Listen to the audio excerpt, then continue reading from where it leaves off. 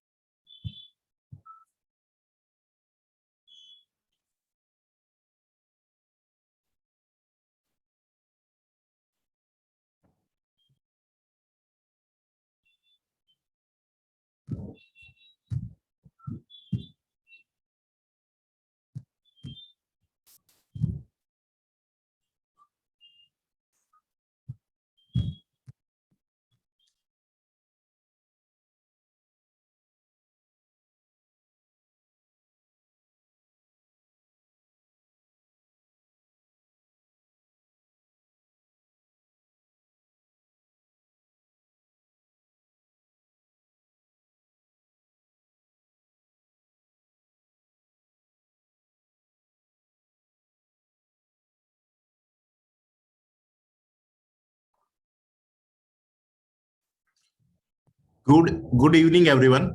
This is Abhishek Jain, your faculty for today. Somehow, I guess Anjali ma'am is not able to have a words with us today because of some technical error. I'm really sorry for being late. I had a feeling that I had a session from 5 to 6, but it was from 4 to 5. It was my mistake. So let's move ahead with the topic of PowerPoint. How to use PowerPoint, how to make presentations, good presentations for our clients, for our overall growth of our firm. So why it requires that we should make a presentation of a report, or a presentation for a quotation, or for a presentation for getting some service from the from our customers. So why it has been important? क्या content होना चाहिए? How it should how the presentation should have a look and feel? What kind of PowerPoint tools which we can use to make those presentations good and visually very much empowering to the clients. So we will go ahead with how to use presentations as a tool. I will just first discuss what are the tools available in the current versions of Microsoft PowerPoint, how to use those particular assets, and then we will discuss what kind of things we should incorporate in the PowerPoint presentation, what are the key requirements, and so on. So I'll share my screen with you. So This is PowerPoint presentation 2013. I guess many of you are having PowerPoint which is 13 or above. Many of you might be having the PowerPoint which is 2007 or 2003. I would suggest that you should always have office utility tools which are latest. If not latest, at least which is just before the release. So currently 2021, Office 2021 is going on. There is Office 2019, and before that it was Office 2013. So currently what I am using is Office 2019. So this is the whole screen of 2019 Office. How to use it? There is the option of file. Everyone knows how to use PowerPoint, what kind of presentations you make, but how to make it visually useful, and how to use those tools which are important for us, the chartered accountants. We will discuss that. So this is the basic menu where you can have new PowerPoint presentation. So I'm just going through getting you a new presentation. We can see how the presentation looks. So there are many formats available, templates available with us to use in the PowerPoint presentation. You can use any of the presentation templates. You can search here. It will go and search on the Windows site and get you the you most what do we say, most useful presentation for you on the basis of the keyword. So if I write audit and search it, so it will search and give me few presentation slides based upon audit keyword. Or I will write accounting and then search. So it will give me something on currency symbols. So this is how a new presentation can be built. You can take any of the presentation. Okay, once you take a presentation, it will ask and it will give you this kind of presentation feel. Though this is the first page and the last page of a presentation. You can insert slides from here. So this all slides are already designed. Okay, and this menu you can change the design of your presentation. You can change the look and feel of the presentation. So the look and feel of the presentation can be changed. So same way you can use this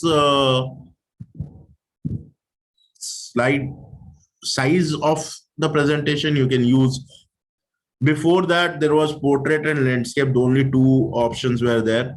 Now you can use A4 size, you can use ledger paper size, letter paper size. So you can make your own letterhead on a presentation thing. You can make an audit report in presentation. I will show you an audit report also in presentation. So don't save. So this is how you can start with. So we will come to the insert menu now. So new slide, as you know, many of the slides, this is my template, and this kind of slides can be created in this template. Okay, then there is table. If you want to insert a table, that is there. Pictures. So pictures is a very important ask now, because the presentation should look and have a very good pictorial view of what you want to give the understanding to your team. So we'll just go and select one picture. Yeah, this one. So I want to use this picture. Now, to use this picture, there are many items. Once I have inserted this picture, there are many. There is a new tab called picture editor, and there are many things which you can do. You can remove the background of any of the image if you want. There is a correction tool where you can correct the picture. You can see there are changes coming on the picture screen. You can change the colors of the picture. There is a few schema based things which PowerPoint 16 helps you with. You can change the few of the colors with the picture. So you can see the picture has gone in these two colors.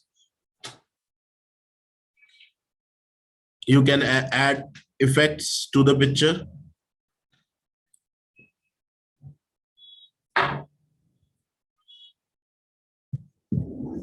You can compress the picture if you want to print an presentation and you are having a huge size issue for presentation. You can always do compress any picture if required. You can add frames, which was there since many years. You can have borders and so on. You can, what you can do is you can change the alignment of the picture. You can rotate the picture. If you see, this picture is basically flipped vertical. So now once I flip horizontal, the same picture stands like this. The original picture was, I will just do a Control Z. This was a flipped picture. Now with this, I can flip it. So I can use it on this side of the screen. You can use it on this side of the screen, not on this side, because the main character and the whole things will go out of contention. So this was how we insert the pictures. You can insert shapes. You can insert smart art. Smart arts are really important. Smart art gives your presentation impactful thing. So if you want to give impact on 4 or 5 points, you can always take a smart art from here, a process smart art or a cycle smart art or a hierarchy smart art, whichever is required.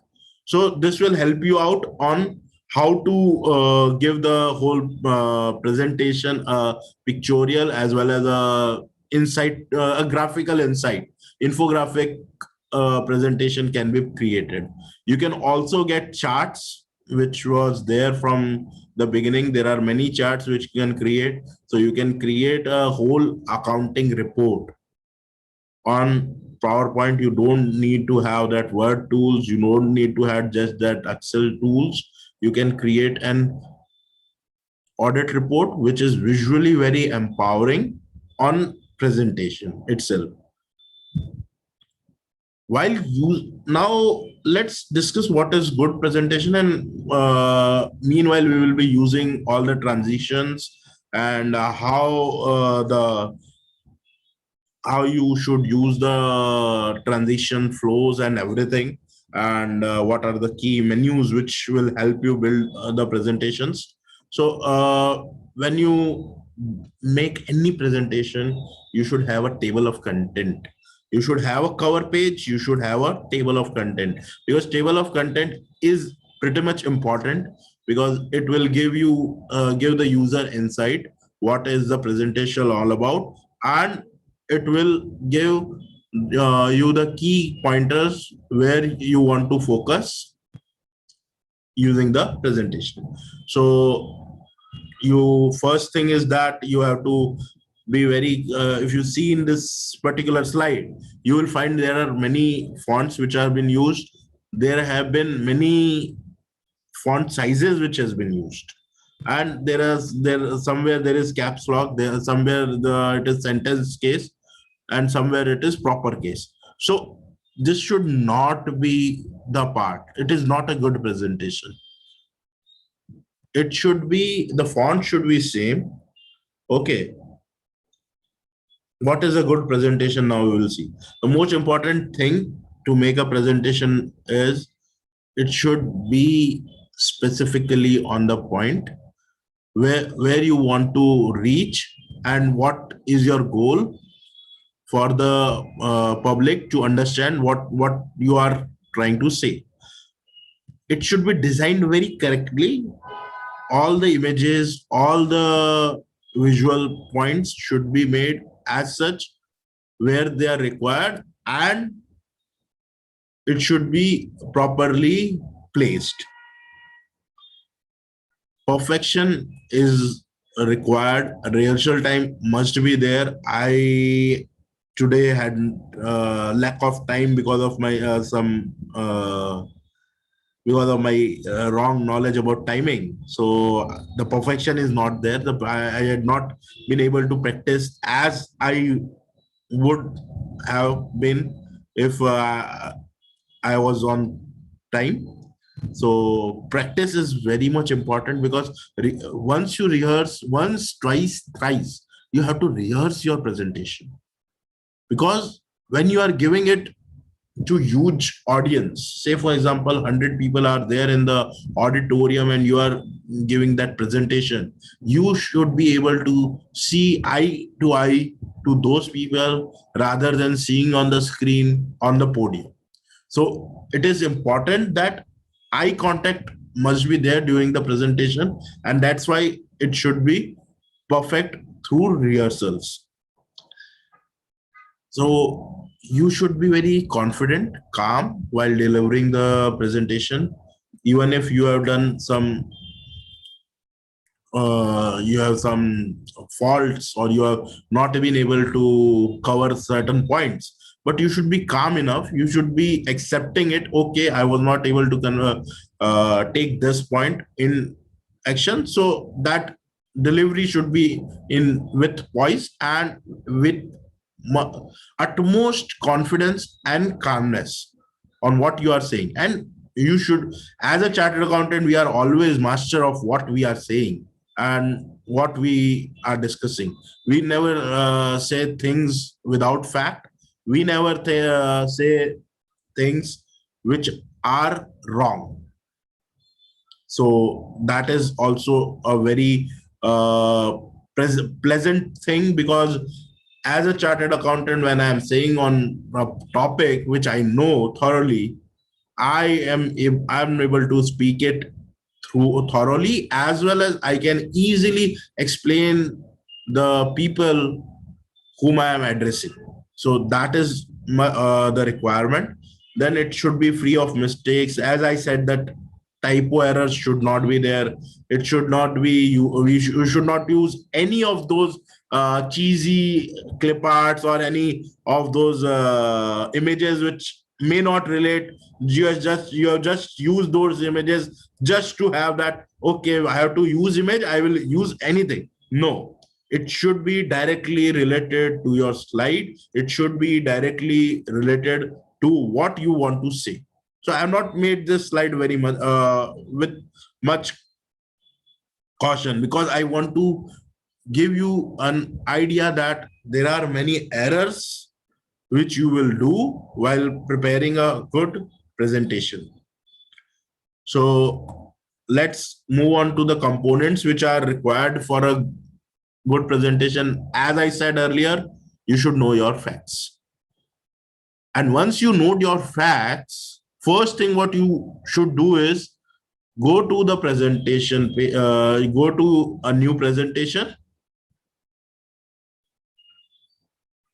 a blank presentation template, give a heading and just write disclaimer. I'm just giving it for a audit report. Disclaimer. Then I will write engagement. Then I will write. So write down your basic headers where you want to put your content. So this will be security metrics,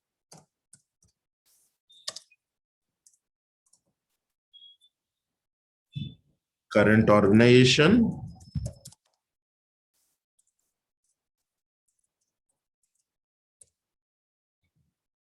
then it will be about project,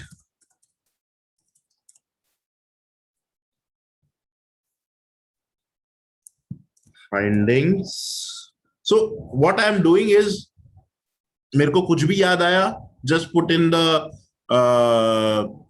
headlines, then I can create the content. पहले एक बार आपकी taglines create confirm हो जानी चाहिए, आपके headers confirm हो जाने चाहिए. Then you need to see, okay, this is a disclaimer. So how to write a disclaimer? I have to go and check what kind of things I had to do, what were the key points where I had said that this won't be covered, and I will draft a disclaimer point for that. So same way, this write out is very important. Now, what is important is you should highlight few things. You should know your audience. You should rehearse, as I said, rehearse, then rewrite. There are changes, rewrite, get feedbacks. So once you make a presentation, give it to your team members, your colleagues, get their feedbacks. Okay, is this correct or not correct? Or the presentation styling is correct or not? The overall content is correct or not? And you should never do what we see generally do. You will write, and then read it up. You should have limited words on your slides. You should not read out your slides. People have come to check what you want to say. They are not here for you for getting what you have to show. It is very clear that you are more intelligent than what you have written. You should have more content than what you have written here. You should use good photos, high quality photos. As I said, कि photo को किस तरह से use कर सकते हैं, how the tools have to be used. Then you should always use accurate and relevant chart. You should not use a bar diagram for showing sales figures. Sales figures always been shown. Whenever shown, it should be a line diagram, because it gives a, if it is a upward trend, it gives a huge impact for a person that how the sales are going on. Then you should use templates. There are many templates. We will discuss templates separately. I have the fourth part of my whole presentation is templates. How to use templates, what kind of templates one should go for, and so on. Font should be same and it should be appropriate. You should not use, so I have used currently Roboto as font. You should not use some italic font or something else. So for you can't use those fonts. This is not correct. It won't give you the correct exposure, because your audience is a chartered accountant. I can't use it because my audience is a chartered accountant. He doesn't feel good with this kind of font. You have to use fonts which are more appropriate. You can use appropriate fonts so that it looks appropriate when a user. So if I was making a presentation for a 13-year-old, 100% I had used this kind of search script, because they understand this fonts better. But for us, it should be something which is a business font, and colors as well. Colors should be not that much poppy, so you should use the colors accordingly. Being a chartered accountant, we are very much inclined towards our blue and our green, and it makes a very good presentation if you make a presentation out of that. So that is there is no harm in using that blue or green. So that gives us a very professional look. So you should not you should not be very much concerned of over formatting. So your formatting should be synchronized. It should be 4 type of things you have to use. You have to use those 4 times. You should not over formatize things. Then, as I suggested, the information should be aligned with the graphics in a PowerPoint presentation. So, what looks good? I will ask you to unmute yourself and give me an answer. What looks good?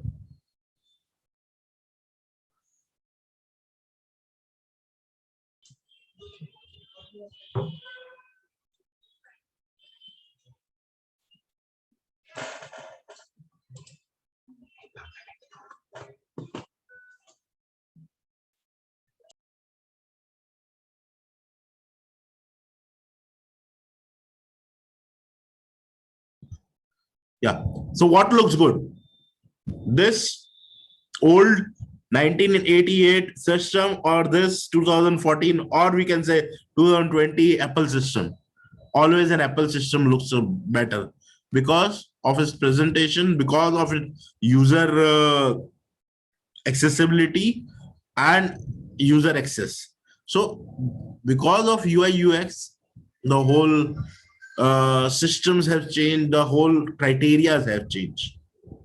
So you have to be very careful while designing your presentation. It should not look like this 1988 wala thing. It should be a 2014 or a 2021. Now 2021 is there. 2021 jaisa lagna chahiye wo. You should use very good templates.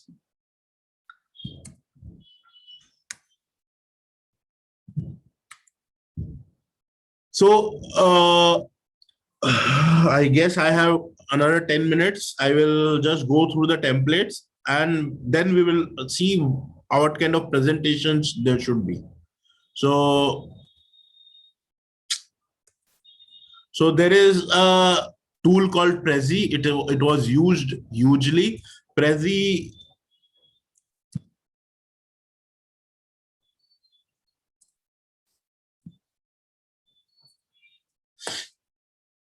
So this is the Prezi tool. Basically, it is mainly used by the educational institutes and some of the business organization to make your presentation as a video. It is a whole bunch of images which are been created through this software and then integrated as a single video. So you can create a very impactful presentations using Prezi. If you are making some presentation for any school project or any big marketing plan to any of your client, you can use Prezi. It will help you out hugely. Then Canva is a tool which has been used by today by majorly all the designers as well as many of our chartered accountant friends also. So Canva helps us out to make videos, to make presentations, to make social media, photos, as well as many things. So using Canva is also very important, very easy for doing some presentation, and it is a very easy tool. There can be a full-fledged session of how to use Canva. So I have just selected one speaking presentation. There are n number of templates available. I will just go and get all the templates here itself. So there are free templates, there are paid templates. You can go and check there. You can animate any of those templates. So it is very easy. So in PowerPoint, each of the things you have to do manually for doing anything. So let's see. So मेरे को अगर इस रो को transaction ये animation देना है, तो I have to do it differently.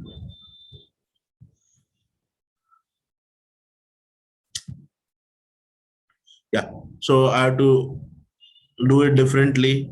Then I have to, for this particular, I have to do again differently. So in Canva, everything is automized. एक साथ सब कुछ कर सकते हो आप. So that is the best thing. Animations बहुत easily डाल सकते हो आप. You can have n number of elements. You can use this element. यहाँ मैंने use किया. I want to change the shape. It is very very easy.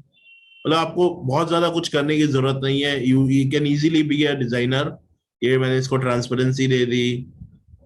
So this is very very much easy. Canva आज की दिन में we are most of us are using it, and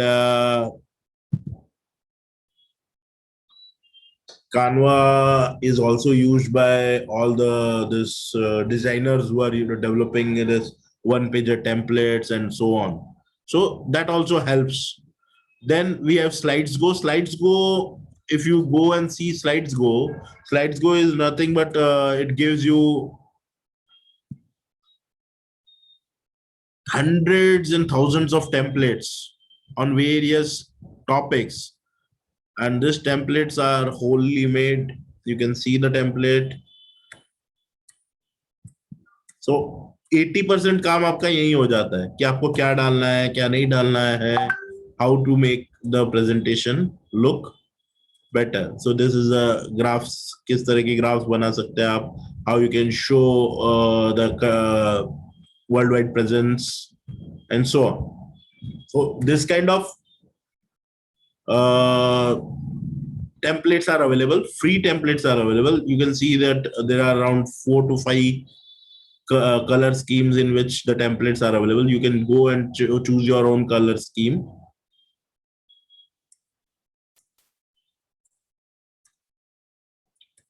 And this all templates, everything is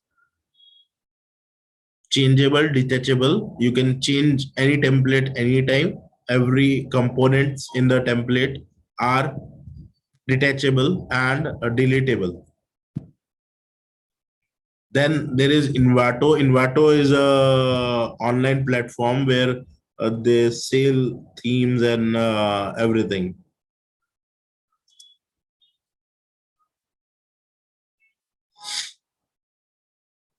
So there are thousands of PowerPoint templates available again here also, but here majorly the templates are of paid nature.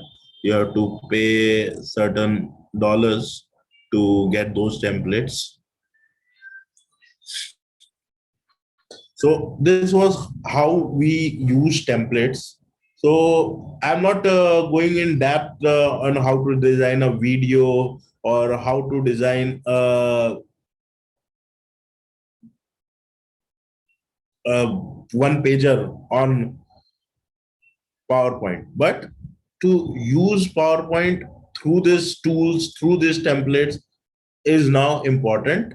And this gives us a huge advantage on how to uh, how to make things look good while our content is good, but we are short on presentation side. So we can always create, even you can create your own templates. I will just show you few of my presentations before. So this is my own template which I have created. So this is how the things are. You can see all the images and everything is planned according to the concept. So what is supply chain? So then supply chain is also announced here with the use of blockchain and this all things.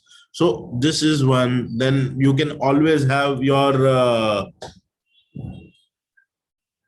you can always have what kind of informations or audit reports you can draft on PowerPoint. That always helps, because previously I used to give audit reports in that old Word format all to all my clients. But since last 2.5 years, I've been practicing giving audit reports to my clients, majorly to internal audit clients, in the format of PPT, where I do risk-based analysis, I do various findings, I do internal control assessment, and there they are pretty much happy with the kind of report, with the kind of graphical report which I give to them. Even today, I always give this quotations in a presentation format, where I will define the scope of work, where I will define how the things will move on, what will be the timelines. I will use Gantt charts. So this always gives the impact to the user, to the reader of the report, and they can always correlate with those graphical elements. So that is what I wanted to tell you about. As the time is not permitting me to continue, because it is already 5:20, and there is another faculty uh, waiting to join.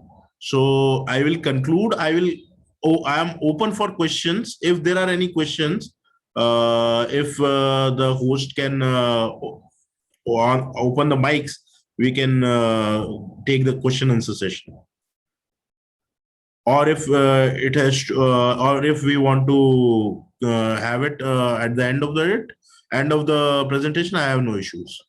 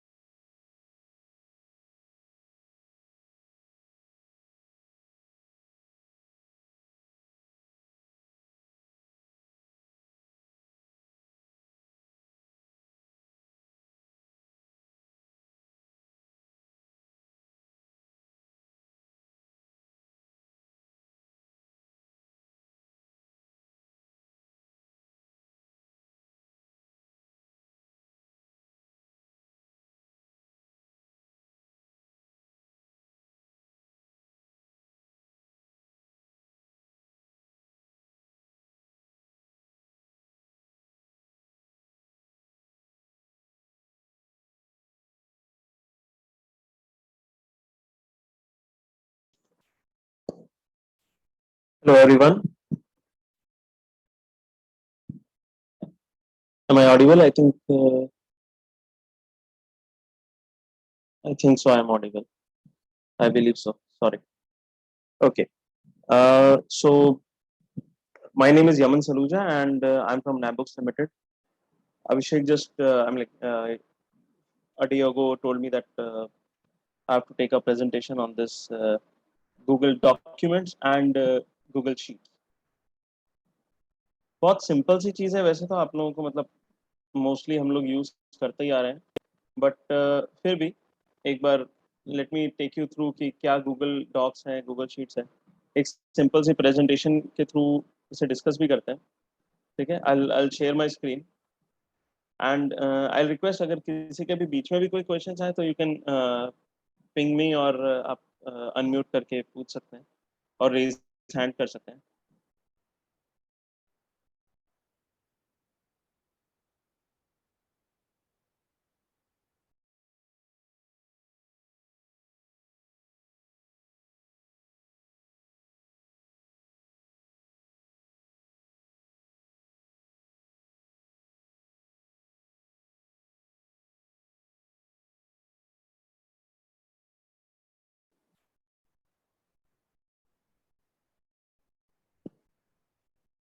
Okay, I'll start again.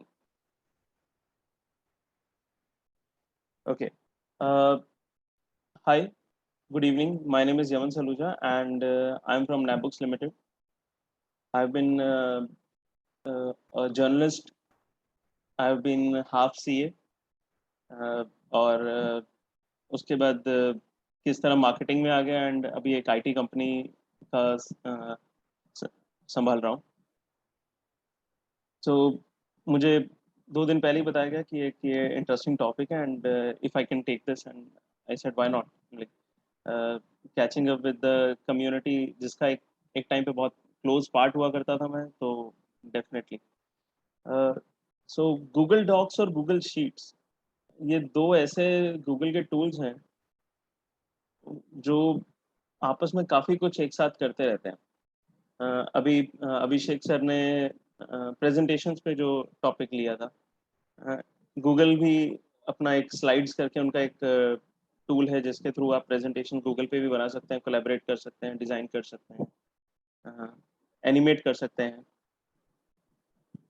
But Google docs और Google sheets में कई ऐसी चीज़ें हैं जो ये आपस में मिलके भी कर सकते हैं जिसमें हम आगे चर्चा करेंगे बट लेट्स अंडरस्टैंड कि ये दोनों टूल्स हैं क्या इवन दो कईयों को पता होगा ये सबसे पहली बात तो ये है कि ये दोनों फ्री टूल्स हैं गूगल के मोस्टली आप टूल्स जिन पे भी जाएंगे वो आपको फ्री मिलेंगे हाँ गूगल आज स्टोरेज के लिए दे हैव स्टार्टेड चार्जिंग एक अच्छा अमाउंट जो मतलब कई लोगों के लिए ₹250 अ मंथ ज़्यादा नहीं होगा बट कई जो बडिंग हैं या यंग हैं जिनके पास अभी रिसोर्सेज उतने नहीं हैं उनके लिए हो सकता है वो ₹250 अ मंथ थोड़ा सा ज़्यादा हो सेकेंडरी हाँ ये वेब बेस्ड है और गूगल डॉक जो है वो वर्ड माइक्रोसॉफ्ट वर्ड जो है उसका एक ऐसा कह सकते हैं कम्पिटिटिव सॉफ्टवेयर है और स्प्रेडशीट जो है वो एक्सेल का इवन दो मेरा जो ये मानना है कि एक्सेल जो है वो हैवी फार्मूलाज और हैवी एनालिटिक्स को ज़्यादा अच्छी तरह हैंडल कर सकता है जो गूगल शीट्स उतना अच्छा नहीं कर पाता फिर भी बेसिक काम के लिए Google sheet is perfectly well क्योंकि उसमें सबसे बड़ी फीचर आती है कि वो एक ऑफिस सूट का पार्ट है और दूसरा वो कोलैबोरेशन और क्लाउड शेयरिंग जैसे फीचर्स को अलाउ करता है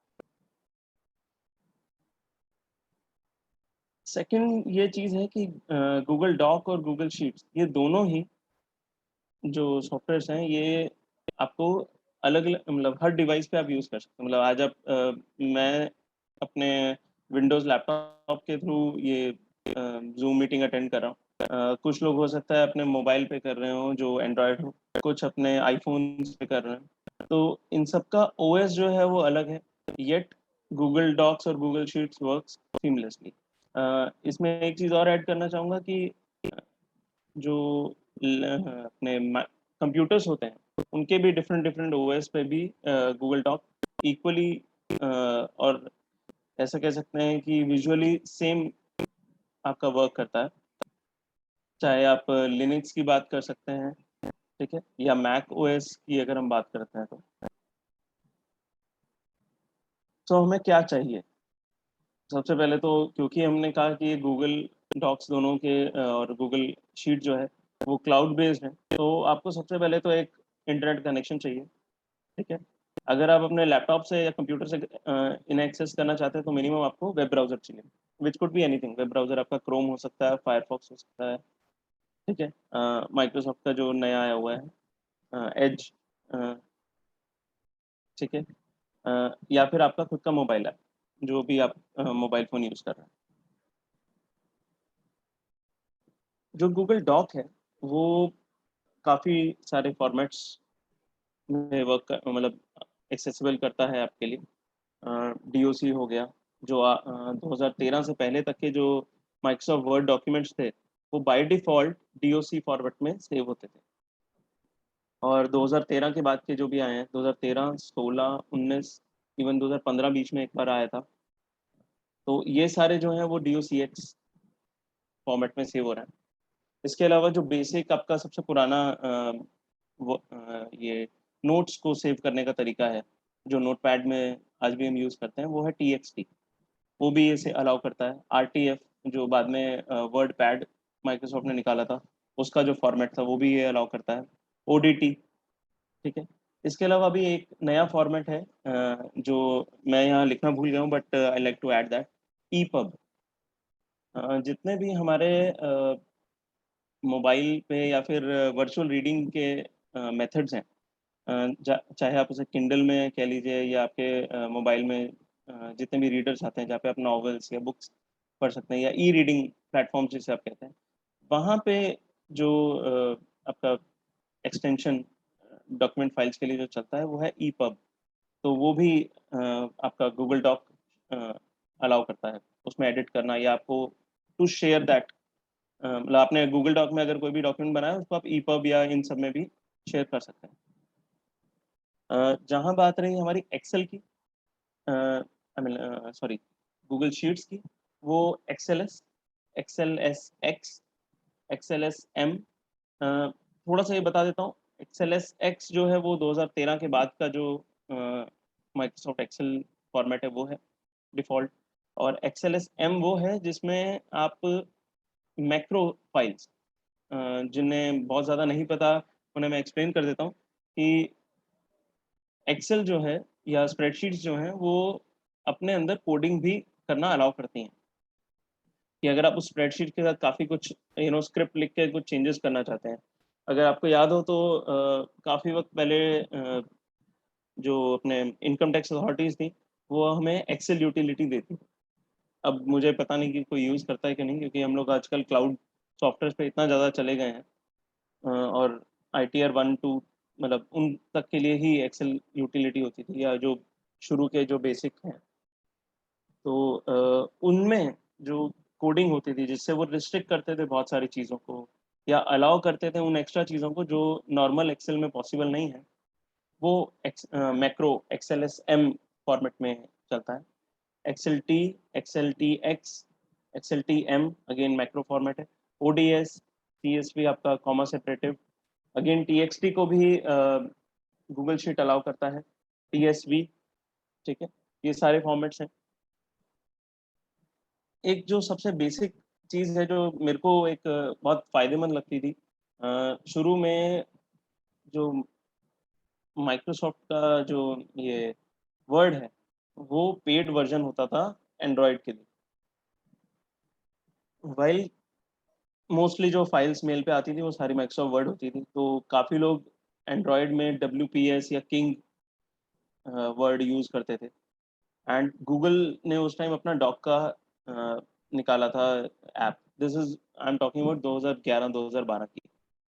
और सबसे अच्छी चीज़ ये थी कि मैं माइक्रोसॉफ्ट फाइल को इजीली गूगल डॉक में ओपन कर सकता था, और बहुत कम उसकी फॉर्मेटिंग बिगड़ती। वाइल मैं अदर ऐप्स में ओपन करता था तो फॉर्मेटिंग काफ़ी ज़्यादा बिगड़ जाती। तो ये आपके लिए एक अच्छी चीज़ है।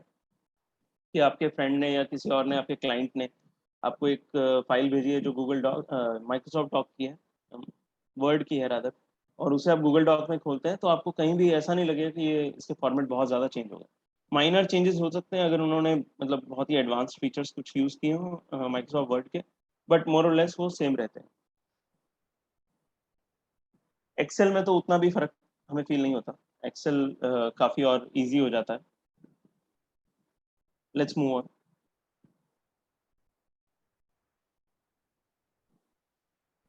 तो गूगल डॉक के साथ हम क्या-क्या कर सकते हैं?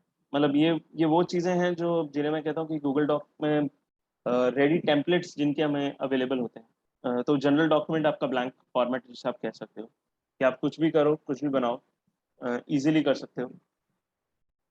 Then letters as CAs, as professionals हमें इंस्टीट्यूट के साथ, हमारे क्लाइंट्स के साथ, हमारे अथॉरिटीज़ के साथ कम्युनिकेट करना होता है, और उसके लिए लेटर्स जो चाहिए वो यहाँ पे लिख सकते हैं। रिपोर्ट्स आप बना सकते हो। आप डेफ़िनेटली अब जैसे अभिषेक सर कह रहे थे कि वो अपने क्लाइंट्स के लिए प्रपोज़ल तक माय प्रेज़ेंटेशन में बनाते हैं। तो ये आपके पे डिपेंड करता है कि आप वही डिज़ाइनिंग, वही फ़ॉर्मेटिंग यूज़ करते हुए गूगल डॉक पे या वर्ड पे वर्क कर सकते हो।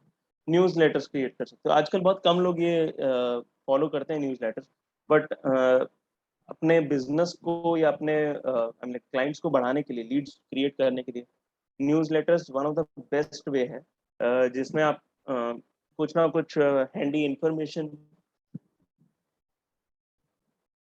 सॉरी, कुछ ना कुछ हैंडी इन्फॉर्मेशन प्रोवाइड करते हो उन लोगों को जिनको आप मेल कर रहे हो न्यूज़लेटर। और ये मतलब आप पे डिपेंड करता है कि आजकल आप न्यूज़लेटर यहाँ पे गूगल डॉक में बना के उसे सेव एज़ पीडीएफ या सेव एज़ कोई और फॉर्मेट में कर के अपने क्लाइंट्स को व्हाट्सएप भी कर सकते हो।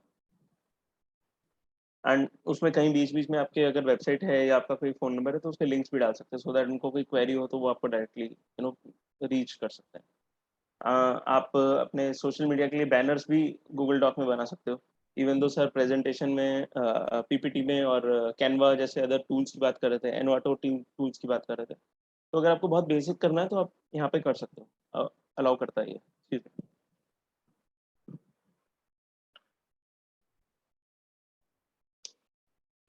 उसके अलावा हम ब्रोशर्स बना सकते हैं। प्रपोज़ल हम ऑलरेडी बात कर चुके हैं। आज भी बहुत सारे लोग मीटिंग के नोट्स हम लोग डायरी में नोट करते हैं। मुझे याद है मेरी जब मैं जर्नलिज्म कर रहा था तो हमें बीच में मतलब ऐसे इंटर्नशिप के टाइम पे भेजा जाता था कि आपको आज पॉलिटिकल बीट है तो आप इन इन पॉलिटिशियन से मिल के आएंगे या इनके जो भी नोन है उनसे इन्फॉर्मेशन लेके आएंगे। तो जो भी नोट्स होते थे वो मेरी आदत थी उस टाइम भी कि क्योंकि उस टाइम ये व्हाट्सएप इतना चलता नहीं था, तो Google Doc was very handy. And mobile में वो ऑफलाइन सेव करके जब भी मेरे को मौका मिलता था मैं 2G कनेक्शन ऑन करके I I used to share my notes with the team. तो ये एक अच्छी अपॉर्चुनिटी होती है मीटिंग नोट्स बनाने की।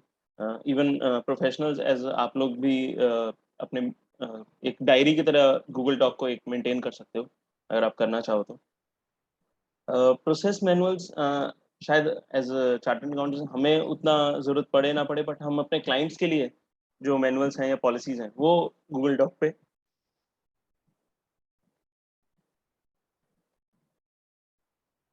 जो हमारे फिर ड्राफ्टिंग की जहाँ बात आती है तो एग्रीमेंट्स हो गए। कोई भी तरह के एग्रीमेंट्स हो सकते हैं आपके प्रोफेशनल में। देन रिज्यूमेस बहुत बेसिक है, and eventually reports. Why I feel कि गूगल डॉक एक बेटर टूल है रिपोर्टिंग के लिए देन एनीबॉडी एल्स। हम लाइक चाहे वो आपका एक्सेल हो चाहे पावर पॉइंट हो, वो इसलिए क्योंकि गूगल डॉक आपको एक्सेल और पावर पॉइंट के सारे फीचर्स इसमें जो रिपोर्टिंग के लिए चाहिए वो इनबिल्ट करके देता है। चाहे टेबल बनाने का ऑप्शन हो, चाहे आपको ड्रॉ करने का एक ऑप्शन हो, ठीक है, वहाँ पे आप ड्राइंग पूरी क्रिएट कर सकते हो, या एक इमेज के ऊपर कुछ आपको डालना है, कुछ ड्रॉ करना है या कुछ लिखना है, तो वो भी कर सकते हो। आज आप अगर मैगजीन्स भी देखते हो ना तो एक बहुत बेसिक लेवल पे मैगजीन का फॉर्मेटिंग तक आप गूगल डॉक पे कर सकते हो। इवन तो उसके लिए बहुत एडवांस सॉफ्टवेयर भी अवेलेबल हैं, इन डिज़ाइन या इस तरह के, एडोब के, या कोरल ड्रॉ कुछ लोग यूज़ करते हैं। बट अगर हम गूगल डॉक्स जैसे फ्री सॉफ्टवेयर की बात करें तो बहुत कन्वीनियंटली आपका ये काम हो सकता है। ओके, जो ये फीचर्स मैंने देखे हैं बहुत सिंपल थे, तो मैंने कहा आपको एक बार फीचर्स बता देता हूँ, उसके बाद मैं आपको लेके चलूँगा एक प्रैक्टिकल, मतलब क्या-क्या चीज़ें हम कर सकते हैं साथ में गूगल डॉक में। तो डॉक्यूमेंट क्रिएट कर सकते हैं, टीम मेंबर्स के साथ शेयर कर सकते हैं, चेंजेस ट्रैक कर सकते हैं। मतलब उस गूगल डॉक में किसी ने अगर कुछ किया है तो प्रैक्टिकल पे चलते हैं, मैं एक काम करता हूँ, स्क्रीन दूसरी शेयर करता हूँ आपको।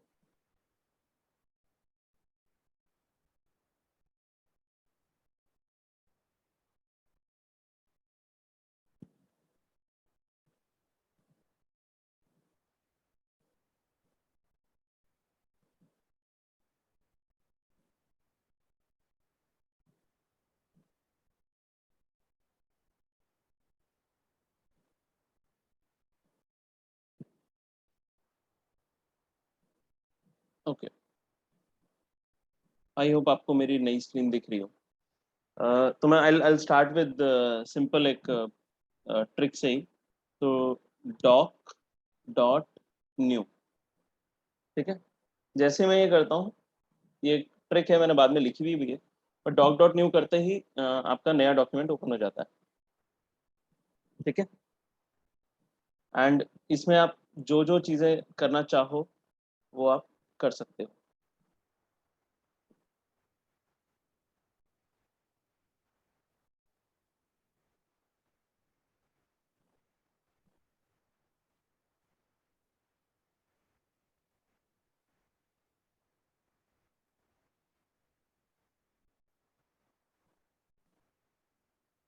और मतलब अब हम एक एक करके पार्ट्स को ले लेते हैं। बहुत ज़्यादा एक्सप्लेन नहीं करूँगा, बेसिक पे ही चलेंगे, ठीक है, ताकि दिक्कत ना आए और फटाफट काम भी कंप्लीट हो जाए।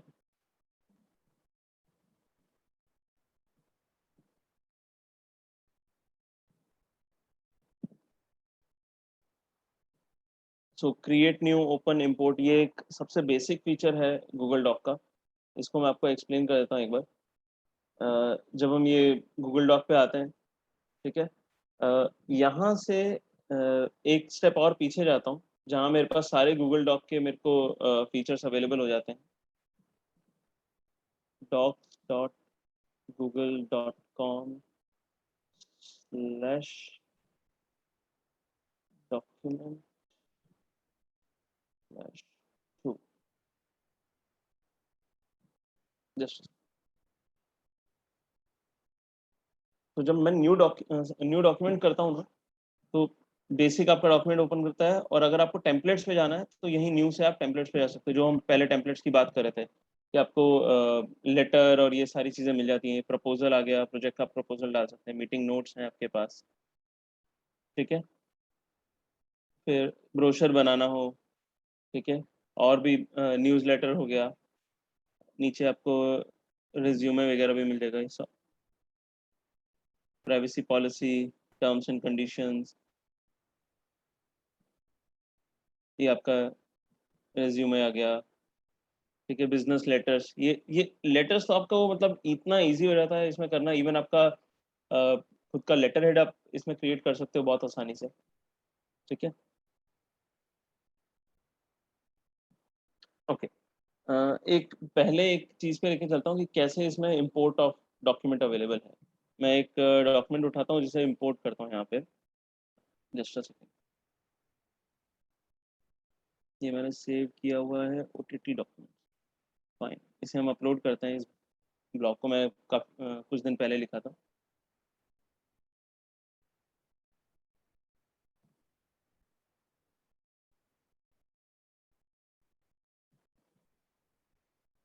अभी ये आप देख रहे हो, ये docx फॉर्मेट है, ठीक है ना। मैं आपको कंपैरिजन भी दिखा दूंगा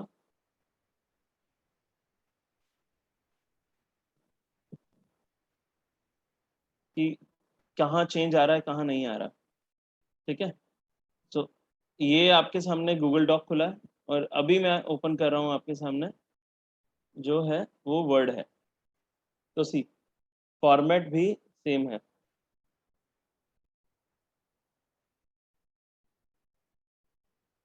अगर यहाँ पे ये जो हेडिंग है ये बीच में आ रही है, तो मेरे जो गूगल डॉक है उसमें भी यही हेडिंग बीच में आ रही है। ठीक है।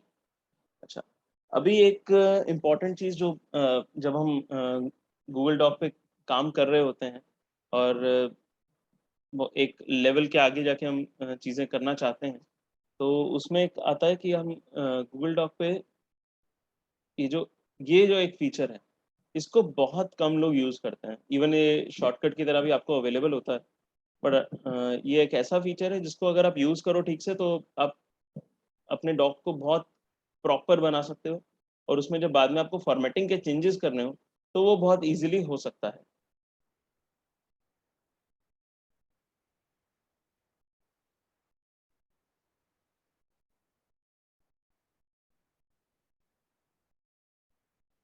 तो अब जैसे यही पार्ट ले लीजिए, इस पार्ट को अगर मुझे प्रॉपर एक हेडिंग देनी हो या इसे मैं सबटाइटल देना चाहता हूँ, तो वो मैं दे सकता हूँ। और ये सिर्फ इसलिए नहीं है कि यहाँ पे सबटाइटल देने का कोई मतलब है, बट इसको बाद में, मान लीजिए अभी मैंने इसका ये फॉर्मेट रखा है विच इज, इसमें फ़ॉन्ट आ रहा है कैलिबरी, इसका फ़ॉन्ट साइज आ रहा है 24 और बोल्ड है। पर अगर मैं मास्टर में जाके इसे चेंज भी करना चाहूँ, तो मेरे जितने भी इस लेवल के हेडिंग्स हैं, जिनको मैंने हेडिंग 1 की कैटेगरी दी है, वो सारे अपने आप चेंज हो जाएंगे। और ऑब्वियसली वही उस लेवल पे भी यहाँ पे आपके आउटलाइन में भी दिखेंगे। ये पार्ट जो हम देख रहे हैं, दिस इज कॉल्ड आउटलाइन। तो वो भी एक इम्पॉर्टेंट चीज़ है।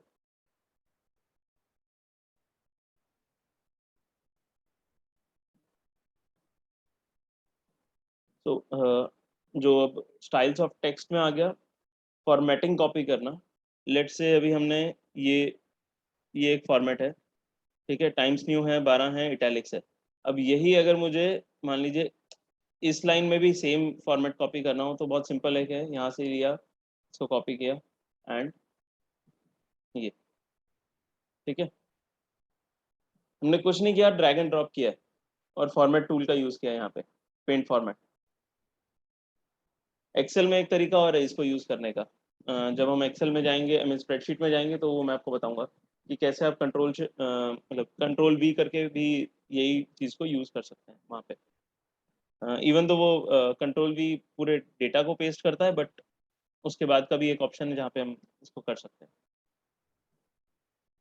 तो ये आपका एक टूल हो गया। बाकी ये सारे आपके टूल्स आ गए, इनको मैं सीरियसली कहूँगा कि आप यूज़ कीजिए, और आप जितने स्टाइल्स बनाना चाहें वो यहाँ से बना सकते हैं। ठीक है, अगर आपको हेडिंग 3 को अपडेट करना है, वो यहाँ से कर सकते हो आप।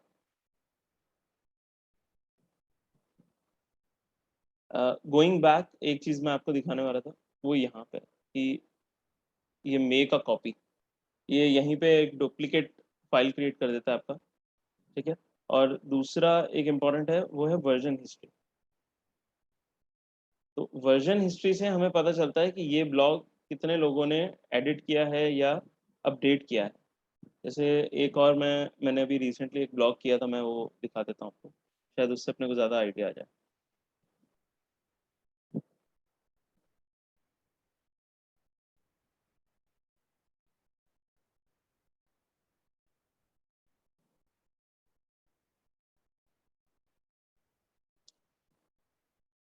तो ये हमने किया था। अब इसमें अगर हमें वर्जन हिस्ट्री देखनी हो कि किसने कब क्या क्या चेंजेस किए हैं, तो वो हम यहाँ से देख सकते हैं।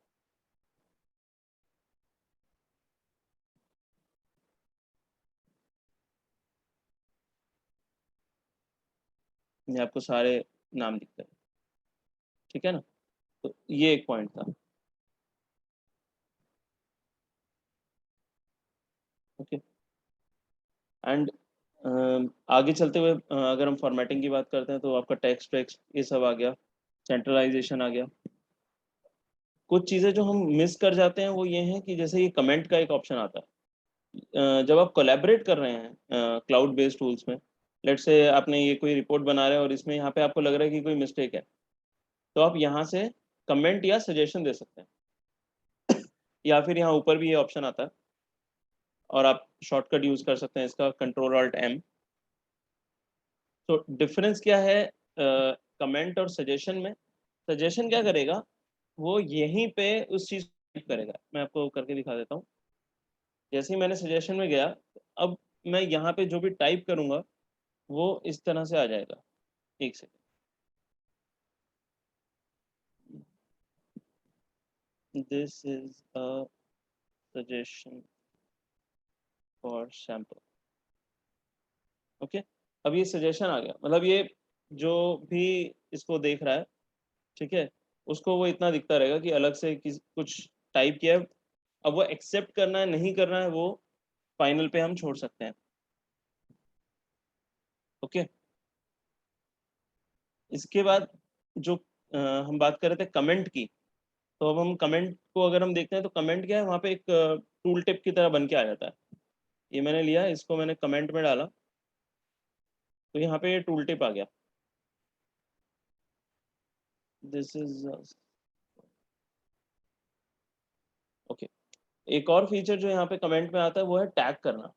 अगर मैं इसमें किसी को टैग करना चाहता हूँ, ठीक है, तो मैं वो कर सकता हूँ। ओके,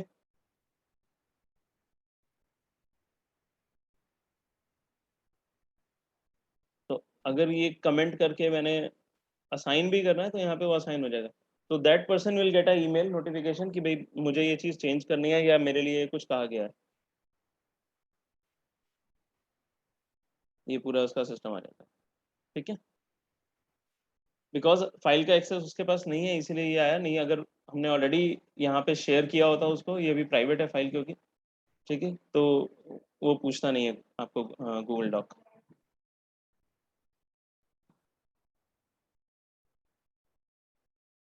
वर्जन हिस्ट्री हो गया, एक पॉइंट रह गया था email as attachment and publish to web. तो ईमेल एज अटैचमेंट एक बहुत सिंपल फीचर है कि आपने कुछ भी डॉक्यूमेंट बनाया, यहीं से आपको ईमेल करना है अपने क्लाइंट को या किसी को। तो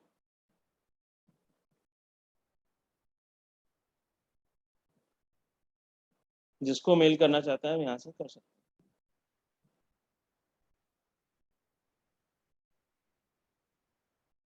यहाँ सब्जेक्ट अगर आप चेंज करना चाहते हैं चेंज कर सकते हैं, ठीक है, जो भी आप कंटेंट यहाँ लिखना चाहते हैं वो कंटेंट लिख सकते हैं। और सबसे इम्पॉर्टेंट चीज़ यहाँ पे वो आपको ऑप्शन देता है कि आप अपने इस डॉक्यूमेंट को किस फॉर्मेट में शेयर करना चाहते हैं, ठीक है ना। तो वो फॉर्मेट बहुत इंपॉर्टेंट हो जाता है। कई बार आप नहीं चाहते कि सामने वाला कुछ चेंज करे अपने मेल में या जो भी हमने डॉक्यूमेंट भेजा, तो आप पीडीएफ भेज सकते हैं। और अगर आप बहुत सिंपल मतलब चाहते हैं कि वो चेंज करे तो वर्ड डॉक्यूमेंट, ठीक है।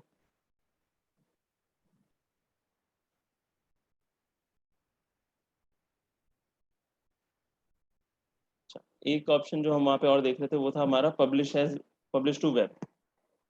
तो पब्लिश टू वेब जो है उसमें आप इसका लिंक बना सकते हैं।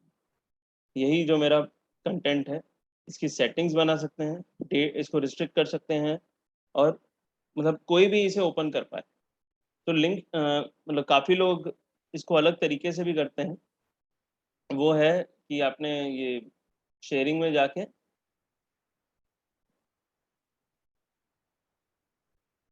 शेयर विद ऑप्शन में जाके यहाँ पे एनीवन विद लिंक कर दिया, ठीक है, एक तरीका ये है। बट ये जो ऑप्शन है वो अगर आप इसे ओपन पब्लिशिंग टूल की तरह यूज़ कर रहे हैं, कुछ आप नोट्स बना रहे हैं जो आप चाहते हैं कि सबको पब्लिश हो, ठीक है, तो वो यहाँ पे अलाउ हो जाता है। तो यही वो लिंक बन गया। अच्छा, अब क्या फ़र्क है इसमें और नॉर्मल में, वो ये है कि पब्लिश टू वेब होने पे जो कंटेंट है वो सर्चेबल हो जाता है आपका, जो लिंक शेयरिंग में नहीं होता। जो लोग चाहते हैं कि उनका गूगल डॉक अगर कोई गूगल पे सर्च करे और ये लिखे और उनका गूगल डॉक दिखे, तो वो आप पब्लिश टू वेब कर,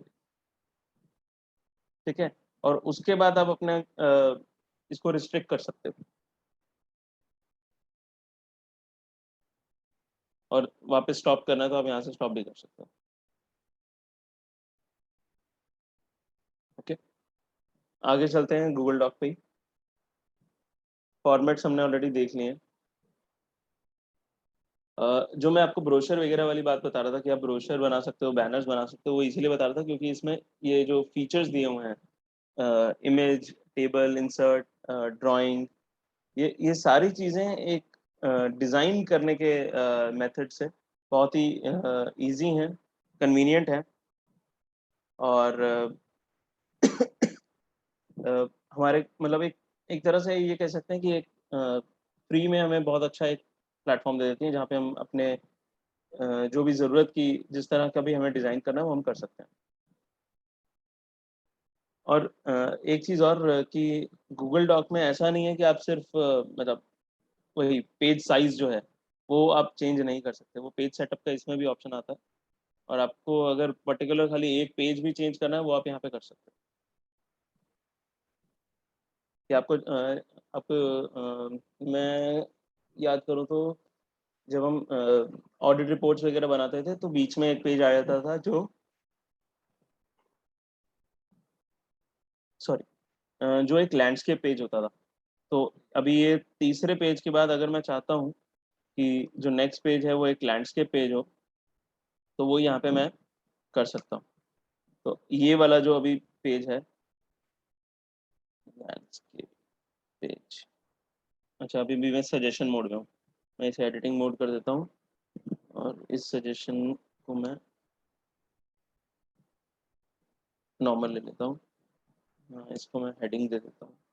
ठीक है, ये मैंने सिर्फ शॉर्टकट से किया है, मैंने कंट्रोल ऑल्ट 2 मारा तो ये हेडिंग 2 बन गया।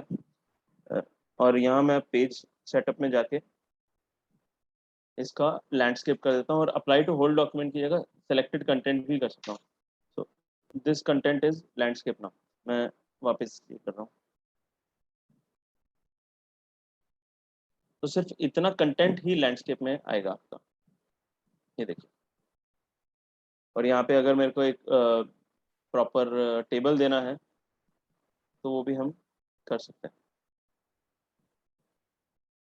ठीक है ना, ऊपर के सारे पेजेस जो है वो पोर्ट्रेट आ रहे हैं और नीचे का ये एक पेज बीच में लैंडस्केप हो गया। और इसके बाद का वापस पेज अगर हम चाहें तो वो हम अगेन यहाँ पे हम कुछ टेक्स्ट लिख देते हैं, पोर्ट्रेट, और इसको मैं वापस पेज सेटअप में जाके सेलेक्ट डॉक्यूमेंट को पोर्ट्रेट करता हूँ, तो now this becomes a portrait page again. ठीक है, और ये मैंने इसको बड़ा कर दिया। ठीक है, तो ये छोटी छोटी चीज़ें हैं जो हम इजीली कर सकते हैं और हम लोग भूल जाते हैं। कई बार हम लोग पूरे डेटा को हॉरिजॉन्टल और वर्टिकल कर रहे होते हैं, उतनी ज़रूरत नहीं पड़ती क्योंकि गूगल डॉक आपको ये सारे ऑप्शन दे देता है। अच्छा हाँ, इससे जो ये हम बना रहे थे ना, ये हेडिंग्स और ये सब, इसका जो सबसे बड़ा फायदा आपको मिलता है वो मिलता है कि आप जब बुकमार्क कर रहे हैं कुछ भी, तो वो आप बुकमार्किंग इजीली कर सकते हैं और अपने डॉक्यूमेंट का इंडेक्सेशन आसानी से कर सकते हैं। एक ही क्लिक दबा के आपका पूरा जो डॉक्यूमेंट है वो इंडेक्स हो जाएगा या आपके टेबल ऑफ कंटेंट्स आ जाते हैं। तो टेबल ऑफ कंटेंट कहाँ से आते हैं, वो इंसर्ट से आते हैं, यहाँ पे से नीचे। तो आपको जैसा टेबल ऑफ कंटेंट चाहिए, विद पेज चाहिए, विदाउट पेज चाहिए, वो आपके दोनों ऑप्शन है। एक में आता है लिंक्स वाला, अगर आप पीडीएफ वगैरह बना रहे हैं तो आप प्रेफर कर सकते हैं कि विद लिंक का ऑप्शन दें, और अगर आप प्रिंट करने वाले हैं तो आप ऑप्शन दे सकते हैं कि पेज नंबर का ऑप्शन। तो मैं एक बार यहाँ पे ये डाल के आपको दिखा भी देता हूँ। ये देखिए 1577, ये रेंडमली हमने जो लिखा था वो उसके हिसाब से इसने यहाँ पे ले लिया। और अभी मैं फर्स्ट पेज पे वापस एक बार यहाँ पे एक बार ले लेता हूँ। ठीक है, तो क्योंकि यहाँ पे बहुत सारे चीजें नहीं डली हुई, जितनी यहाँ साइड में डली होंगी ना उतनी ही टेबल ऑफ कंटेंट में अपने आप आएंगी। रिपोर्ट बनाते वक्त ना हम लोग कई बार यही गलती कर देते हैं कि वो सारा मैनुअल करने लग जाता है। तो अगर आपने प्रॉपर स्टाइल्स यूज किए हो, हेडिंग 1, सबटाइटल, हेडिंग 2, या आगे जाते हुए भी हेडिंग, अगर आपने ये प्रॉपर यूज किए हैं तो आपका टेबल ऑफ कंटेंट अपने आप बन जाता है। इवन उसको एडिट करना हो, डायरेक्ट यहाँ से आपको लिंक करके पहुंचना हो, वो इजीली पॉसिबल है, एक एक सेक्शन से दूसरे सेक्शन में मूव करना। सेम काम बुकमार्क का भी होता है, बट बुकमार्क वर्क्स डिफरेंटली। मतलब वो हेडिंग वेडिंग की जगह, अब ये इसको अगर मैं बुकमार्क बना दूं तो ये बुकमार्क हो गया अभी मेरा, ठीक है। ये इनको बुकमार्क बनाता हुआ जाता हूँ, इंसर्ट बुकमार्क अगेन। तो बुकमार्क से क्या होगा कि जब हम टेबल ऑफ कंटेंट बना रहे हैं ना, तो वो बुकमार्क को भी इसमें बीच में शामिल कर सकता है अगर हम चाहते हैं तो। या हमें यहाँ पे ऊपर लिंक देना है, go to let's say video था नीचे, वीडियो एआई समथिंग कुछ ऐसा था। और इसमें मैं जो शॉर्टकट यूज करता हूँ लिंकिंग का, वो है कंट्रोल के, ठीक है। और सीधा वो मेरे हेडिंग्स एंड बुकमार्क का मुझे पहले ऑप्शन देता है, ये रहा वीडियो मेकिंग वाला। तो मैं गो टू वीडियो मेकिंग अगर मैं यहाँ पे क्लिक करता हूँ तो वो अगेन मेरे को यहाँ ले आता है, ठीक है। तो ये छोटी छोटी चीज़ें हैं जहाँ आप अपने रिपोर्ट्स को और बेटर बना सकते हैं और इफेक्टिव बना सकते हैं गूगल डॉक यूज़ करते हुए। Excuse me.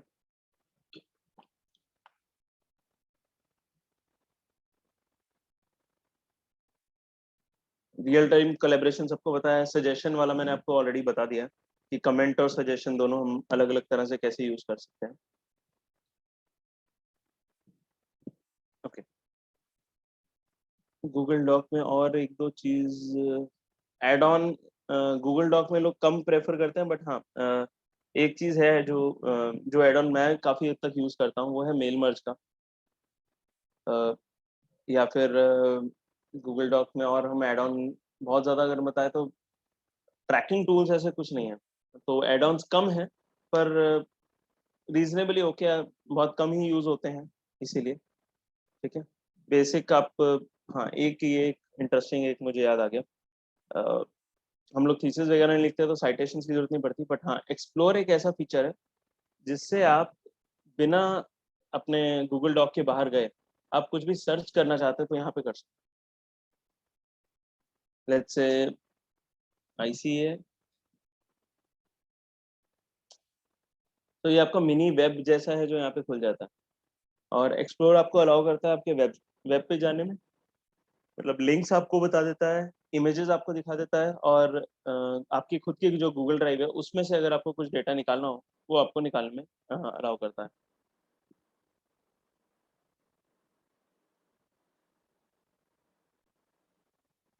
एक ऐसा फीचर है गूगल का जो शायद ही बहुत कम लोग यूज़ करते हैं।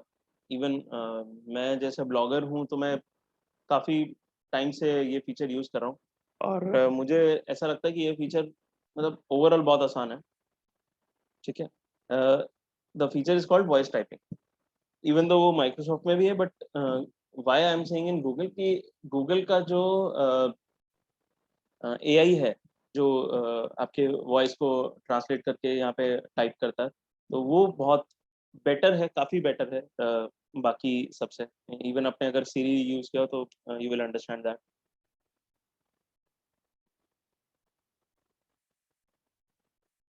जस्ट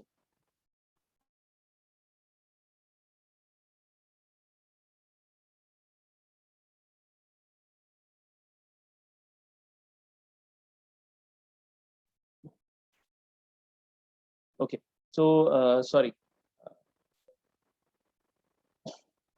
तो वॉइस टाइपिंग की हम बात कर रहे थे, तो वॉइस टाइपिंग बहुत सीमलेसली वर्क करता है। अभी मैं कुछ I'll start something, तो लेट्स सी वो कैसा लिखता है।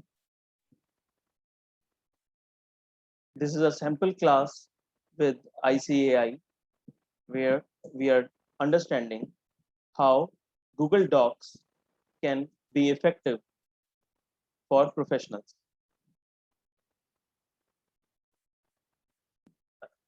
इस मेथड का मैं बहुत यूज करता हूँ।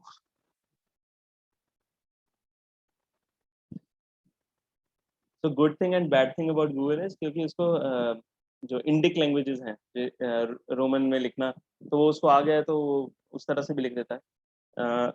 आज मैं अपने जो मोस्टली जो अगर मुझे ब्लॉग्स लिखने होते हैं ना, जहाँ पे मेरे को मेरा अंडरस्टैंडेबिलिटी और मेरा फैक्ट्स ऑलरेडी क्लियर है, वो पार्ट मैं मोस्टली वॉइस टाइपिंग से ही लिखता हूँ। तो ऑन द गो हूँ या कोई ब्रेक में हूँ तो वो इजीली हो जाता है, तो बहुत टाइम नहीं लगता वॉइस टाइप करते हुए।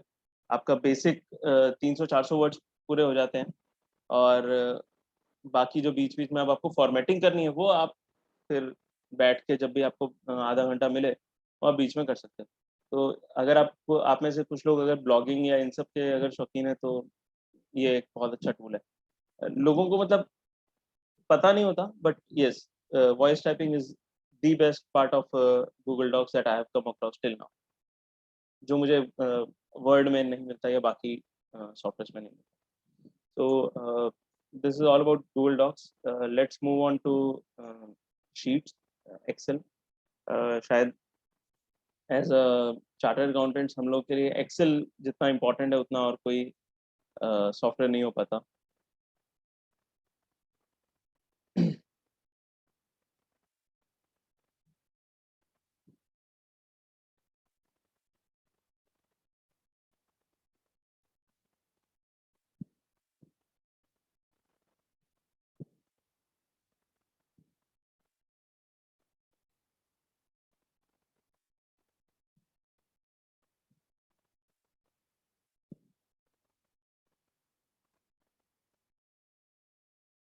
सेम फॉर्मेट से चलते हैं जो हमने पहले यूज़ किया था, ठीक है ना। शीट डॉट न्यू, डॉक्स में हमने यूज़ किया था डॉक्स डॉट न्यू, और शीट में हम यूज़ कर रहे हैं स्प्रेडशीट में शीट डॉट न्यू। जैसे हम ये करते हैं तो आपका ब्लैंक शीट आपके लिए रेडी हो जाता है। Okay,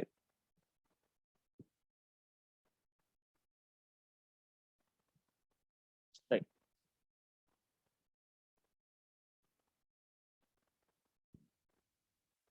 So sheets can be used for spreadsheets, editing, formatting. Good thing is जो गूगल डॉक में इतना ऑप्शन नहीं मिलता वो इंटीग्रेशन। शीट का आप Google forms, Google calendar, Google finance is a tool जहाँ पे आप स्टॉक का अपडेट रख सकते हैं। ये इंटीग्रेशन बहुत इजीली पॉसिबल है। और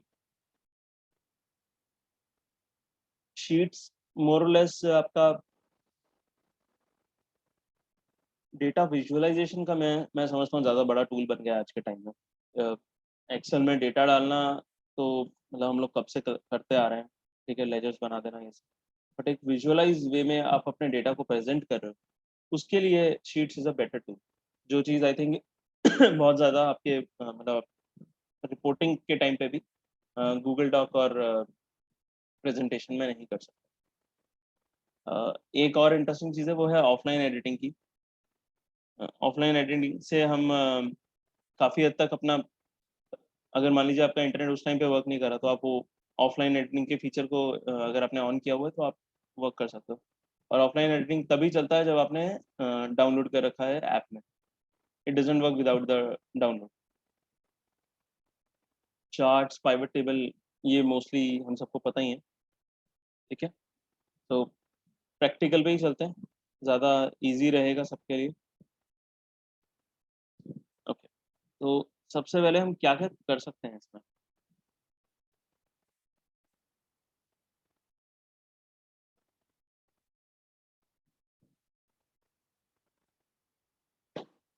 मैं अपना बताऊं, मैं मतलब मैं बहुत टाइम तक गूगल शीट्स को कोटेशन सेंड करने और इनवॉइस बनाने के लिए यूज़ करता था।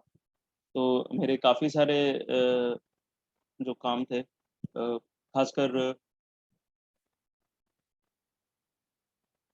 जिसे हम कहते हैं कि गूगल हम लोग मेंटेन नहीं कर पाते थे ना क्लाउड सॉफ्टवेयर के आने से पहले तक, कि किस क्लाइंट का कितना पैसा लेना बाकी है, क्या मतलब ड्यू कितना है, कब इनवॉइस गया नहीं गया, इनवॉइस नंबर, तो वो सारा मैं डेटा इसमें मेंटेन करता था। मेरे पास शायद आज भी एक प्रोग्राम होगा, अगर मैं आपको दिखा सकूं, और आपको ऑनलाइन भी मिल जाते हैं इस तरह की चीज़ें। तो जैसे ये इनवॉइस का इन्होंने खुद ही दे रखा है, तो यही मैं आपको सबसे पहले दिखा देता हूँ। ये रेडी टेम्पलेट है आपका इनवॉइस का,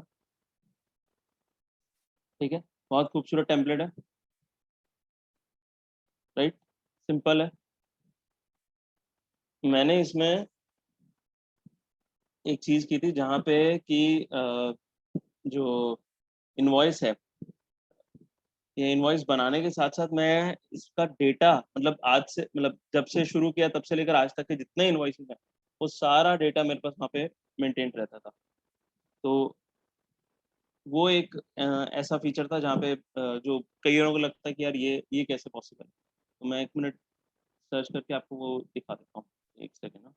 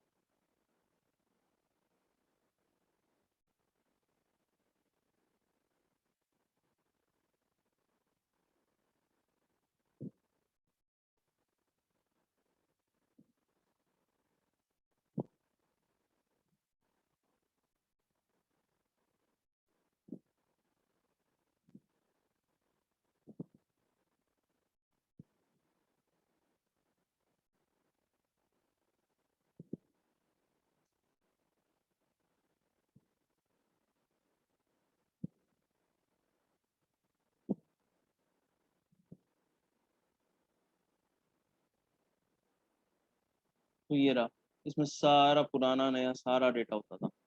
और आप जैसे ही मैं यहाँ पे कोटेशन का नंबर चेंज करता हूँ तो मुझे कोई भी जो डेटा चाहता हूँ मैं वो यहाँ पे आ जाता है। ठीक है ना।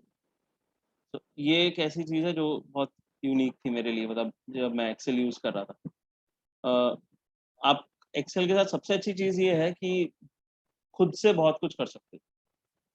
जैसे हमने शुरू में समझा था कि एक्सेल बहुत सारे टेम्पलेट्स अलाउ करता है, तो वो उनमें वो साथ साथ अलाउ करने के साथ वो एक्सपोर्ट में भी आपको सेम चीज़ दे देता है। जैसे आज भी अगर आप अपने सारे कॉन्टैक्ट्स को प्रॉपर करना चाहो तो आप CSV फॉर्मेट सबसे ईजी होता है, जिसमें आप अपने कॉन्टैक्ट्स को बहुत कम से कम किलोबाइट्स में स्टोर कर सकते हो। एक्सेल में नॉर्मल स्टोर करोगे तो वो थोड़े से आई थिंक 3 या 4 MB जितना बन जाएगा अगर आपके 5-6 हज़ार कॉन्टैक्ट्स हैं। और अगर उससे कम है तो, और आई मीन उतने हैं और आप CSV में कर रहे हो, तो वही डेटा आपको बहुत कुछ केबीज में आएगा। तो वो बहुत एक आसान हो जाता है इसमें। और एक्सेल में हम जाते हैं तो सबसे ज़्यादा तो ये आपका ये डेटा, और आगे हम देखते हैं तो ये डेटा को कैसे आप विजुअलाइज कर सकते हो अलग अलग तरह से, पाइवट टेबल बना के और ये सब। ये मेरे पास 2 अलग अलग डेटाज हैं।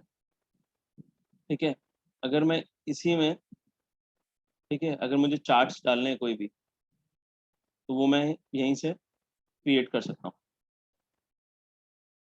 तो मेरा ऑटोमेटिकली उसने ऑर्डर डेट का मेरे को सारा चार्ट दिया। अब मुझे कुछ भी चेंज करना है यहाँ पे, ठीक है, मुझे लाइन चार्ट चाहिए।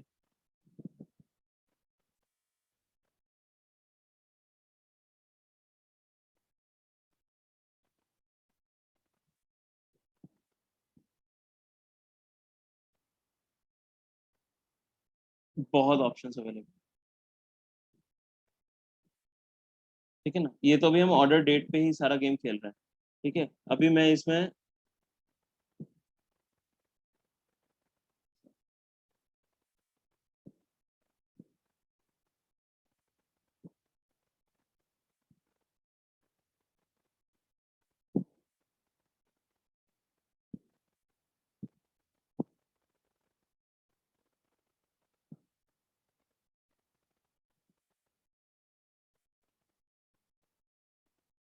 ओके, एंड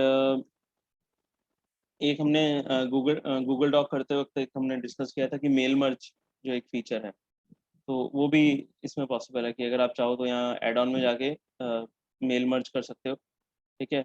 और एक्सेल में आप अपने जो भी क्लाइंट्स हैं उनका नाम, ईमेल आईडी या जो भी सैल्यूटेशन वगैरह डालने हैं या जहाँ जहाँ जो फील्ड्स चेंज करने हैं वो आप चेंज करो और उसके बाद आप मेल मर्ज में ले जाओ। तो वो एक अच्छा तरीका है जहाँ पे आप एक साथ अगर आप फ्री यूज़ कर रहे हो तो आप अप्रॉक्स 100 मेल्स पर डे अपने ईमेल आईडी से, जीमेल आईडी से स्पेशली कर सकते हो। ठीक है। और अगर हम इसमें जाते हैं तो सेम जो हम फॉर्म्स का मैं इंटीग्रेशन जो आपको बता रहा था, इंसर्ट फॉर्म्स, वो यहाँ पे आ जाता है।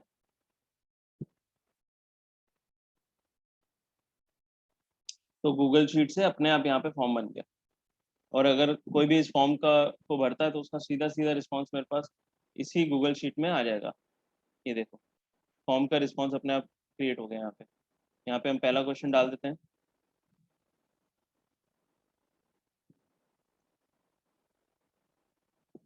और इसे हम बना देते हैं शॉर्ट आंसर। ठीक है, एक और क्वेश्चन बना देते हैं, और इसको हम बनाते हैं मल्टीपल चॉइस।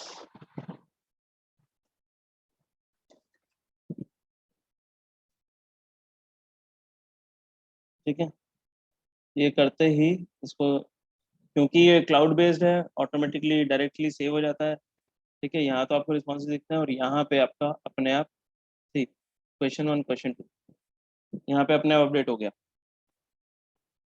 आपको अलग से उसके लिए फिर से एक शीट रखने की जरूरत नहीं है, मतलब वर्कबुक रादर। तो एक ही वर्कबुक में आप मल्टीपल शीट्स बना के ये काम कर सकते हो। ठीक है ना। गोइंग फॉरवर्ड, क्योंकि हमने फॉर्म इसमें ऐड कर दिया, let me unlink the form first. वैसे ज़रूरत भी नहीं है, जस्ट इन केस। कमेंट वाला जो फीचर हमने वहाँ पे पढ़ा था गूगल डॉक में, लेट से ये डेटा मुझे लग रहा है गलत है, तो वही अगेन फॉर्मेट में जाके कमेंट का ऑप्शन है, सॉरी इंसर्ट में जाके कमेंट का ऑप्शन है, या फिर मैं इसका शॉर्टकट भी यूज़ कर सकता हूँ। ठीक है, अब ये भी मैं किसी को असाइन करना चाहता हूँ, मान लीजिए शिमोन शाह असाइन। ठीक है, recheck the data, recheck the data. ठीक है। हाँ, एक चीज़ कहूँगा, जब आप ये कर रहे हो और आपको ऐसा लग रहा है कि असाइन में शिमन शाह आ गया तो मैं यहाँ से हटा देता हूँ, वो मत करना।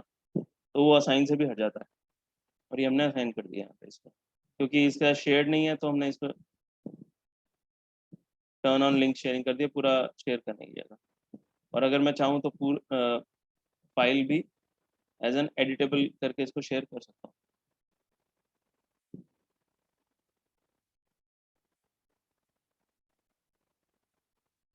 ओके, और यहाँ पे वो दिखता रहेगा कमेंट।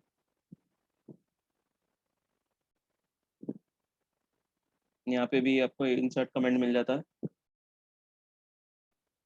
फिल्टर्स हम ऑलरेडी पहले भी यूज़ करते आए हैं। ठीक है, यहीं से आपने फिल्टर करके कोई भी डेटा एक्सेस करना है।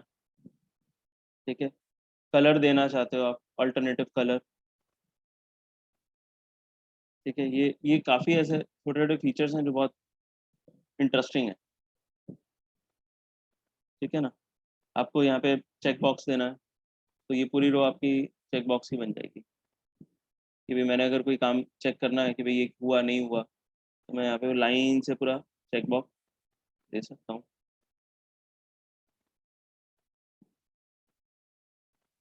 ठीक है, सिंपल। सो एक्सेल या जो अपना स्प्रेडशीट है, वो अब सिर्फ डेटा एंट्री के लिए नहीं रह गया, वो आपके डेटा एंट्री के साथ साथ आपका बहुत सारा और काम अब कर सकता है।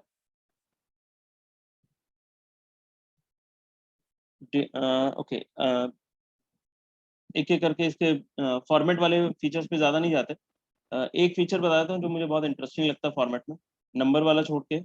नंबर में तो आप मतलब कोई भी अगर डेटा है उसको अलग अलग तरह से रिप्रेजेंट कर सकते हैं, चाहे वो साइंटिफिक नंबर हो, अकाउंटिंग हो, आपका करेंसी हो, फिर डेट और टाइम के डिफरेंट डिफरेंट फॉर्मेट्स बना सकते हो। ओके, एक चीज़ और इंटरेस्टिंग बताता हूँ।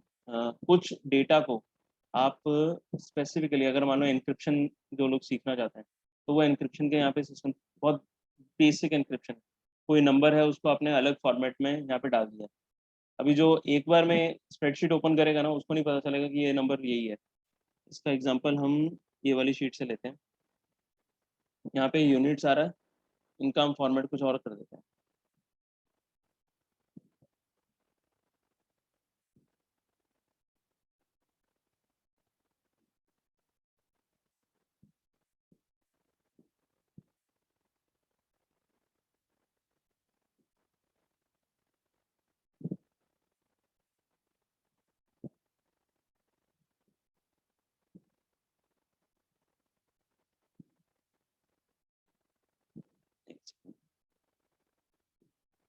इसके लिए आपको आई थिंक एड ऑन एक ज़रूरत पड़ता है, एनक्रिप्ट माई नंबर्स करके, तो वो इसमें मैंने ऐड नहीं किया हुआ है। तो वो आप add on, get on add on में जाके आप एड ऑन डाल दो, उसके बाद हो जाता है वो। Sorry, we can take this up later अगर किसी को अलग से समझना हो तो। और दूसरा जो मैं फॉर्मेट में फीचर जो मेरा फेवरेट था वो है alternating colours. Black and white थी पूरी ये शीट, ये देखिए, ठीक है। अभी जैसे ही मैंने अल्टरनेटिंग कलर्स किया तो ये आ गए, और कलर्स के मेरे ऑप्शन यहाँ पे मेरे को मिल गए।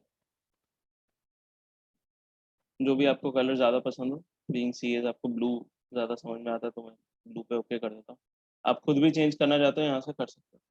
तो ये फॉर्मेटिंग के लिए मेरा मतलब मेरा क्विक एंड ईजी जो मुझे फीचर लगता है वो ये वाला है। ओके, अब हम चलते हैं डेटा वाले सारे ऑप्शंस में। सॉर्ट, फिल्टर ये हम ऑलरेडी कर चुके हैं, ठीक है। स्लाइसर क्या है वो हम समझते हैं। स्लाइसर क्या करता है, आपका आपने कोई भी डेटा रेंज सबसे पहले आप सेलेक्ट कर सकते हो, पूरी शीट भी सेलेक्ट कर सकते हो, पूरा कोई एक लाइन भी सेलेक्ट कर सकते हो, ठीक है। उसके बाद उतने को वो कहीं पे भी आपका अलग से यूज करवा सकता है। ये देखिए, ये आपका डेटा अलग हो गया, ठीक है। इसको आप कभी भी कहीं भी अलग से यूज कर सकते हो, कभी भी देखना हो आपको ये डेटा, तो ये इसका पर्पस बहुत इंटरेस्टिंग है। ये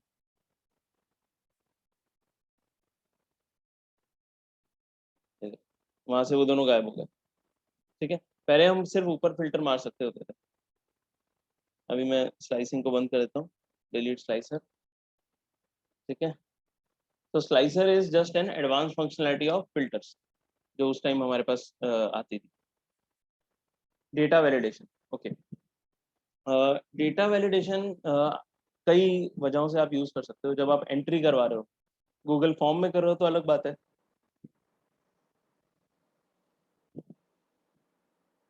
बट अगर आपने इसमें कर रहे हो, ठीक है, तो अ, आज के टाइम में तो बहुत ज़्यादा यूज़ नहीं होता, बट एक बहुत सिंपल जो चीज़ है जिसके लिए आप यूज़ करते हो वो है यहाँ पे एक ड्रॉप डाउन देने के लिए, ठीक है ना। एक एग्जांपल यहाँ पे दे देता हूँ मैं। ये वाला फॉर्मेट है, इसको लेते हैं फिर विल मूव ऑन।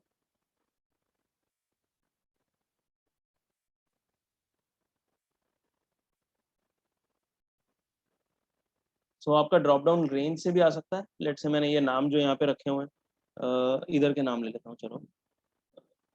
ये होम स्टेट मैंने ले लिया, ठीक है, ये मेरी रेंज हो गई।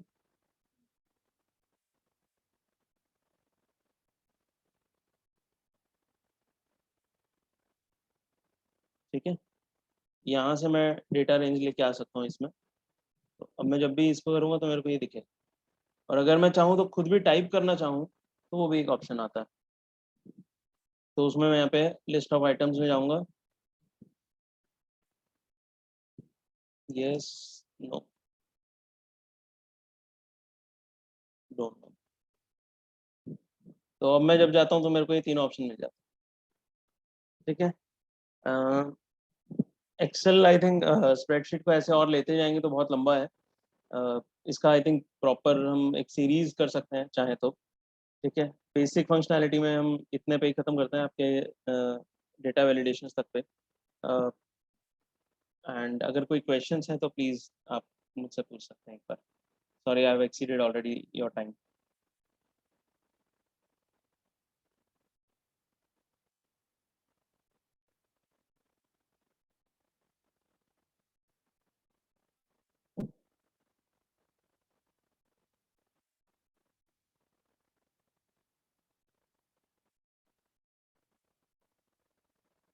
No questions, sorry.